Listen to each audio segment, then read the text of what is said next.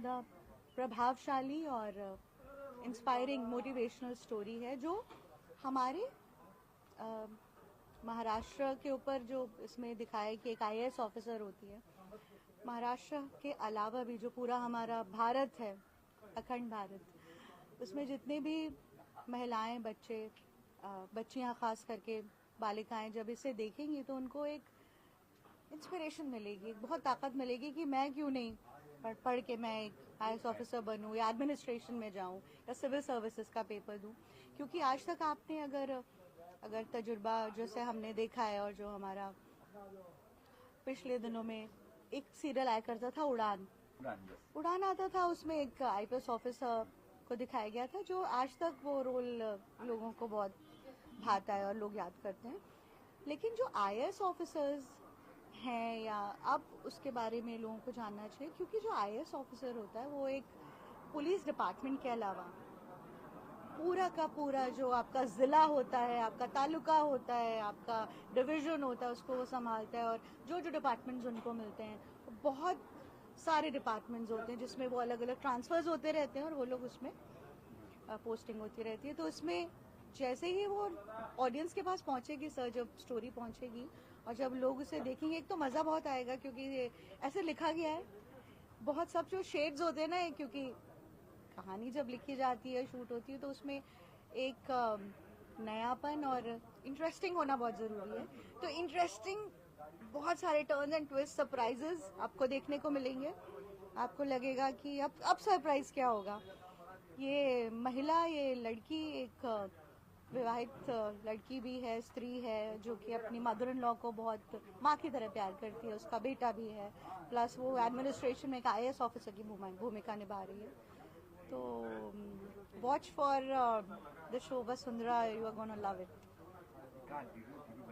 जी, ये बिल्कुल दूरदर्शन जो जिसकी रीच, जिसका जो एक मापदंड है, वो ऑल ओवर द वर्ल्ड है। हमें लगता है कि दूरदर्शन, हम जितने भी जो हम्बल बिगनिंग्स हैं, जितने भी आप हमारे देश के सारे बड़े कलाकारों को देख लीजिए, सब दूरदर्शन से ही उनकी शुरुआत हुई है। और बहुत ये कमाल की चीज़ होने वाली है। मतलब पहले से डीडी तय था कि डीडी पे ही जाना है, या फिर स्टोरी मिलती है? जी, हम लोग जी, ये जो रीच उसका था जी रीच ज़्यादा है। और हरिओम शर्मा जी जो प्रोड्यूसर हैं इस सीरीज़ के, उन्होंने स्पेशली हम सब लोग को इकट्ठा किया है और दूरदर्शन के लिए हम हाजिर हैं, और दूरदर्शन के माध्यम से सबके पास पहुंचने वाली है। और मेरे साथ साथ मेरी तो बहुत खुशनसीबी है कि मैं एक ऐसा किरदार निभा रही हूँ जो एक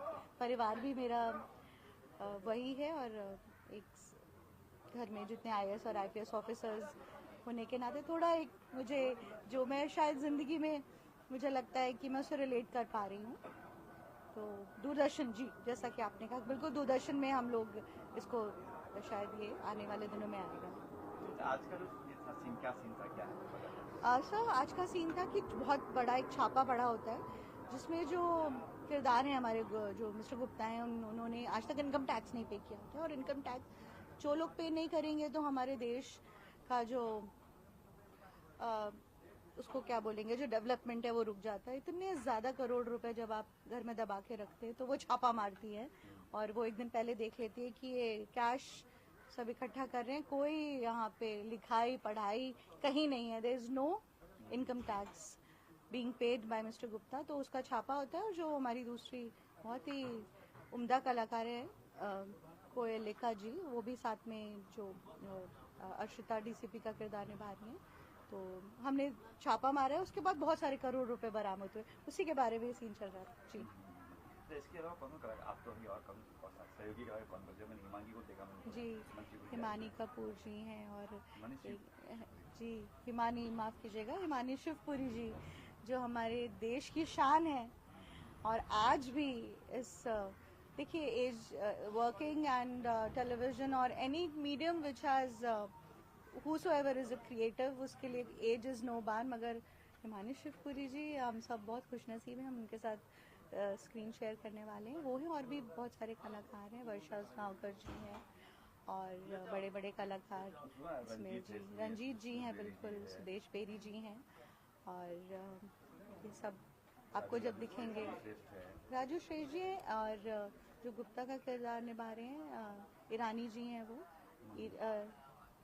मिस्टर ईरानी हैं, आदि ईरानी जी हैं। सो डीडी में एक नया एक मुझे ऐसा लगता है कि एक नया इतिहास रचने वाली बात हो जाएगी। आप बेटा भी फिल्म काम कर रहा है, सीरियल काम कर रहा है जी। आयुष्मान काफ़ी दिनों से कुछ थिएटर में इंटरेस्टेड था, उनको भी जब इस स्क्रिप्ट के बारे में पता चला तो लाइंस वो कर पा रहे थे और उनको बहुत अच्छा लगा, और जो मेरे बेटे बने हैं वो आयुष्मान प्रसाद हैं, और एक बॉन्डिंग अच्छी है, और एक बहुत एक्ट करने का एक्ट नहीं हो रहा है, वो नेचुरली आ जा रहा है। सो रियल, हाँ, रियल एंड रियल, बिल्कुल। सो वो बात बहुत ही एक एक्सपीरियंस हमारे लिए भी बहुत अच्छा है, और बहुत अच्छा लग रहा है बॉम्बे आके, और इतना प्यार, सत्कार, और जो माहौल है यहाँ का inspirational, totally mesmerising.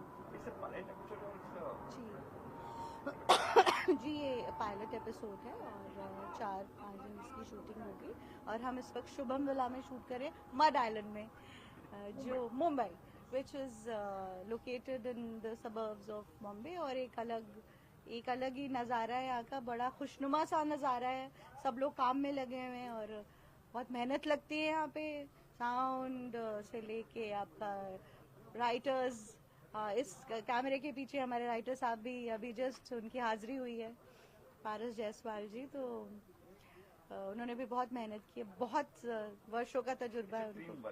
It's a team work and from all the departments to acting department, सब लोग ने बहुत मेहनत करी है। छोटा से लेके स्पॉट बॉय से लेके जी थैंक यू। नमस्कार, मेरा नाम पारस जायसवाल है, मैं लेखक हूँ और पिछले 32 सालों से इंडस्ट्री के लिए लिख रहा हूँ, तमाम सीरियल्स, और कम से कम 41 सीरियल तो मैंने दूरदर्शन के लिखे हैं, और इस शो के बारे में मैं बहुत ही कॉन्फिडेंट हूँ। कॉन्फिडेंट इसलिए हूँ कि ये एक बहुत ही बड़ा प्रोजेक्ट है, मेगा शो कहा जाएगा इसे, जिसमें अभी हमारे पायलट में ही मार्केट के तमाम बड़े आर्टिस्ट, सुदेश बेरी, शाहबाज खान, वर्षा उसगांवकर, सुधा चंद्रन, हिमानी शिवपुरी, बबीता ठाकुर, और इस तरह के तमाम आर्टिस्ट भरे हुए हैं इसमें, सारे मार्केट के आर्टिस्ट हमने लिए हैं, और कहानी भी इतनी बड़ी है। ये कहानी महाराष्ट्र की है, महाराष्ट्र के नासिक की कहानी है। नासिक को गोदावरी का नगर कहा जाता है, जहाँ गोदावरी नदी बहती है, जहाँ हर साल कुंभ का मेला आयोजन होता है, तो ये भी एक धर्म नगरी है बहुत बड़ी, और उस नगरी को हमने दिखाने के लिए इस शो को बनाया है। इसके साथ फैमिली ड्रामा भी है, सोशल मैसेज भी है, और एक अगर कम शब्दों में कहूं तो एक आज का आधुनिक महाभारत है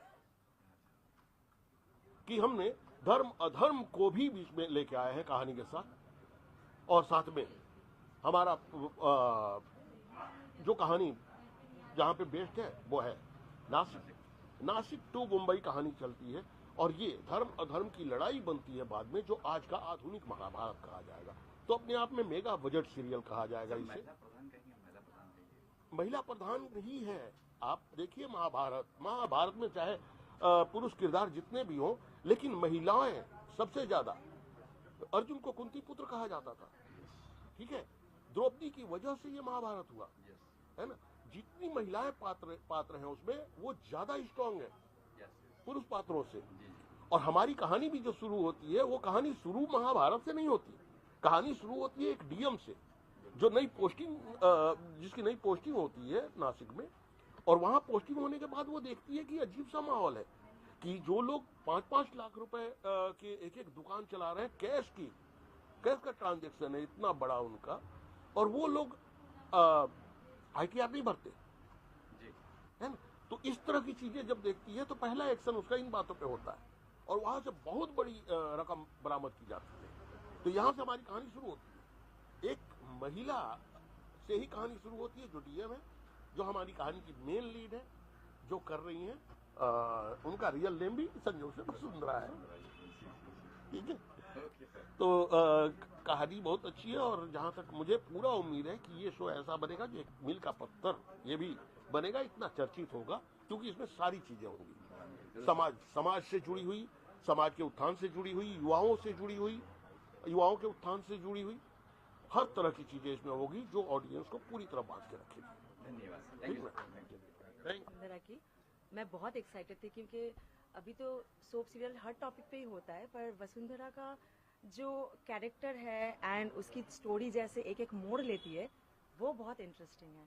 जो मतलब हर जगह पे ही ना कुछ ट्विस्ट है, ये हर सीन में ट्विस्ट है, जो बहुत मुझे पसंद आया था। तो मुझे जब इसके लिए ये मेरा कैरेक्टर जो है अर्शिता सिंह, डीजीपी हूँ मैं, तो ये कैरेक्टर जब अप्रोच किया गया था तो मुझे बहुत एक्साइटमेंट हुआ था, क्योंकि पहले कभी मैंने पुलिस ऑफिसर का रोल नहीं किया, मेरे लिए ये चैलेंजिंग था। और अर्शिता सिंह का जो चरित्र है वो अपने आप ही वसुंधरा जी के साथ बहुत कॉम्प्लीमेंट करता है। एंड आप लोगों को बाद में स्टोरी देखते टाइम समझ में आ जाएगा कि ये पूरा चीज़ में अर्शिता सिंह जैसे हैंडल करती है सिचुएशन को, केस को, उसके लिए बहुत स्ट्रॉन्ग पर्सनैलिटी एंड बहुत एक कैसे बोलो चैलेंजिंग कैरेक्टर है, और कुछ नहीं बोल सकती। बाकी तो आप लोगों को देखना पड़ेगा वसुंधरा, जानने के लिए कि मैं इतना क्यों बोल रही हूँ, क्या सस्पेंस है, क्या स्टोरी है, क्या ट्विस्ट है। बस आप लोग बस साथ दें और देखते रहे। फर्स्ट टाइम का रोल में डीजी का रोल मिल गया आपको, तो आप लगा कि डीजी का रोल दे रहे पहली बार पुलिस ठीक है। जी मेरा वही रिएक्शन था कि एक तो मैंने पुलिस ऑफिसर पहले किया नहीं, बाकी सारे किरदार कर रखे हैं ऑलमोस्ट, पर डीजीपी का मैंने तभी उनसे पूछा था कि आई यू श्योर, लाइक डीजीपी लड़की और वो भी इतना मतलब थोड़ा राउडी कैरेक्टर है, पर उसके शेड्स भी उसके भी अपने, हाँ वेरी सीरियस, बट ऑल्सो उनके अंदर औरत वाले इमोशंस भी है। वो जब वसुंधरा जी के सामने रहते हैं या कोई भी सिचुएशन हो, उनमें वो न्याय अन्याय का समझ भी है, सॉफ्ट भी है थोड़ा बहुत, पर जहाँ पे ज़रूरत है बहुत स्ट्रॉन्ग है। तो ये लेयर्स पोर्ट्रे करना बहुत इंपॉर्टेंट है डीजीपी के लिए, क्योंकि इंस्पेक्टर, डीजीपी, इनका हर किरदार का पर्सनैलिटी अलग होता है।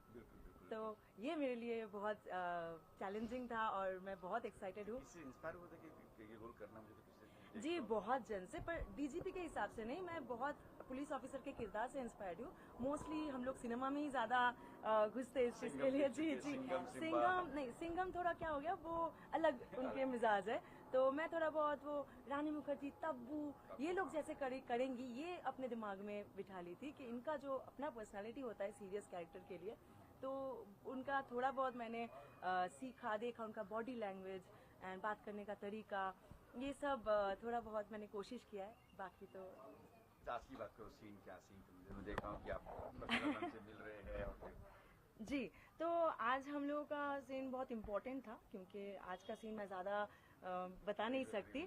तो इसमें मेरा कैरेक्टर का रिवील है, तो मैं यहाँ पे आती हूँ, वो आने वाला सीन बहुत इम्पोर्टेंट है। वसुंधरा जी के साथ मेरा पहला सीन शेयर था ये, एंड आज ही हम लोगों को समझना था कि हम लोग का केमिस्ट्री कैसे बिल्डअप करना है, सीन में हम दोनों का जो रिश्ता रहेगा वो कैसे पोर्ट्रे करना है। तो वो तो बहुत अच्छे से निभाई, वो तो कुछ बोलना ही नहीं है मुझे। मैंने भी कोशिश की।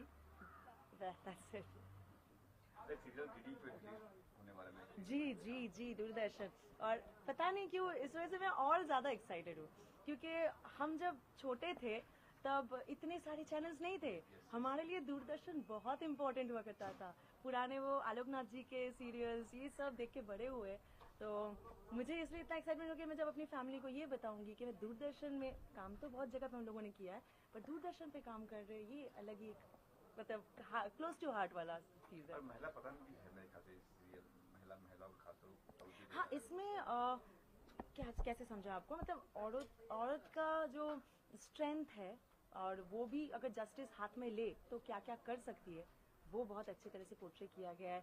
यहाँ पे औरत किरदारों को बहुत इम्पोर्टेंस दिया गया है, वो बड़ा हो या छोटा किरदार हो, सभी कैरेक्टर के बहुत इम्पोर्टेंस है एंड बहुत स्ट्रॉन्ग दिखाया गया है। यहाँ ऐसा नहीं है कि हम औरतें वीक है, ऐसा कुछ भी नहीं दिखाया गया, पूरा एकदम ताल से ताल मिला के हम लोग चलने वाले एकदम। आजकल नहीं होता है, सही बात है, वही चीज़ और भी जितना दिखाए उतना हमारे नेक्स्ट जनरेशन के लिए अच्छा है।